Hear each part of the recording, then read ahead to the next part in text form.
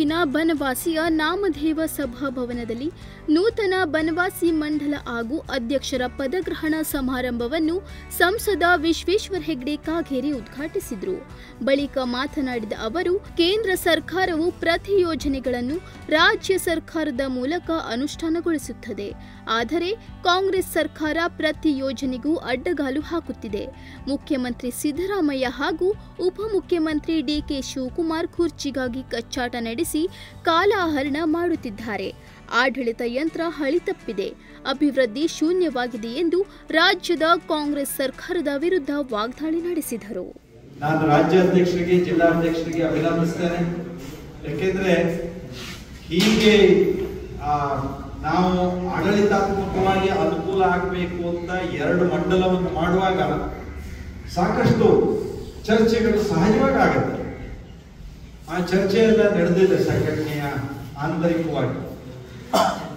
ಅದರ ಹಿನ್ನೆಲೆಯಲ್ಲಿ ಜಿಲ್ಲೆಯಲ್ಲಿ ಗೋಕರ್ಣಕ್ಕೆ ಇನ್ನೊಂದು ಮಂಡಲವನ್ನ ಮಾಡಿ ಆಯ್ತು, ನಾವು ಮಂಕಿಗೆ ಇನ್ನೊಂದು ಮಂಡಲವನ್ನ ಮಾಡಿ ಆಯ್ತು.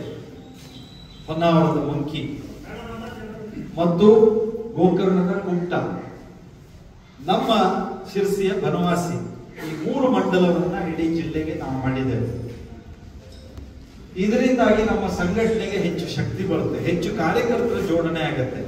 ಬನವಾಸಿ ಮಂಡಲವನ್ನು ರಚಿಸಿ ಬಿಜೆಪಿ ಇತಿಹಾಸದಲ್ಲಿ ಸುವರ್ಣಾಕ್ಷರದಲ್ಲಿ ಬರೆದಿಡುವ ದಿನವಾಗಿದ್ದು, ಪಕ್ಷ ಸಂಘಟನೆಯ ಹಿತದೃಷ್ಟಿಯಿಂದ ಜಿಲ್ಲೆಯಲ್ಲಿ ಮಂಕಿ, ಗೋಕರ್ಣ ಹಾಗೂ ಬನವಾಸಿ ನೂತನ ಮಂಡಲವನ್ನು ರಚನೆ ಮಾಡಲಾಗಿದೆ. ಕಾರ್ಯಕರ್ತರನ್ನು ಸಂಪರ್ಕಿಸಲು ಮಂಡಲದಿಂದ ಅನುಕೂಲವಾಗುತ್ತದೆ. ಜನಪರ ಹೋರಾಟದ ಮೂಲಕ ನೂತನ ಮಂಡಲ ಆರಂಭವಾಗಿದೆ. ಜನರ ಕಷ್ಟ ಸುಖಗಳಿಗೆ ಸ್ಪಂದಿಸಬೇಕಿದೆ. ಜನಸಂಘದಿಂದ ಪ್ರಾರಂಭವಾದ ಬಿಜೆಪಿ ಇಂದು ಜಗತ್ತಿನ ಅತಿದೊಡ್ಡ ಪಕ್ಷವಾಗಿ ಬೆಳೆದಿದೆ ಎಂದರು.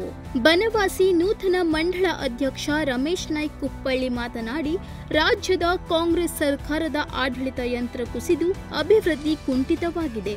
ಅಡಿಕೆ, ಭತ್ತ, ಶುಂಠಿ ಹಾಳಾಗಿ ರೈತರ ಪರಿಸ್ಥಿತಿ ಚಿಂತಾಜನಕವಾಗಿದೆ.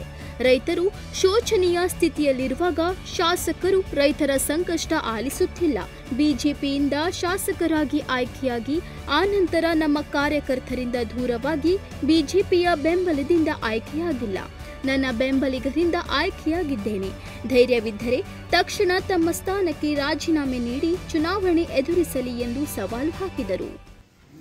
ಇವತ್ತು ಭಾರತೀಯ ಜನತಾ ಪಾರ್ಟಿ ನೂತನ ಮಂಡಳದ ಅಧ್ಯಕ್ಷನಾಗಿ ನನ್ನನ್ನು ಮಾಡಿದೆ.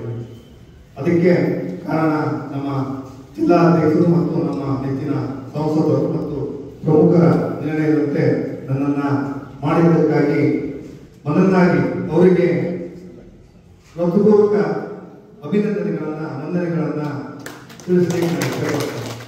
ಹವಾಮಾನ ಆಧಾರಿತ ಬೆಳೆ ವಿಮೆ ಜಿಲ್ಲೆಯ ರೈತರಿಗೆ ಮಂಜೂರಿ ಮಾಡಿಸುವಲ್ಲಿ ವಿಶೇಷ ಪಾತ್ರ ನಿರ್ವಹಿಸಿದ ಸಂಸದ ವಿಶ್ವೇಶ್ವರ ಹೆಗಡೆ ಕಾಗೇರಿ ಅವರನ್ನು ಸನ್ಮಾನಿಸಿ ಗೌರವಿಸಲಾಯಿತು. ಯುವ ಮೋರ್ಚಾ ಜಿಲ್ಲಾಧ್ಯಕ್ಷ ಪ್ರೇಮ್ ಕುಮಾರ್ ನಾಯ್ಕ್, ಪ್ರಮುಖರಾದ ಮುತ್ತಣ್ಣ ದಾವಣಗೆರೆ, ರವೀಂದ್ರ ಶೆಟ್ಟಿ, ಶಂಕರ್ ಗೌಡ, ಶ್ರೀರಾಮ್ ನಾಯ್ಕ್, ಮಂಜುನಾಥ್ ಪಾಟೀಲ್, ಗಣೇಶ್ ಕತ್ತಿ ಮತ್ತಿತರರು ಉಪಸ್ಥಿತರಿದ್ದರು. Nudisiri news desk, Sirsi.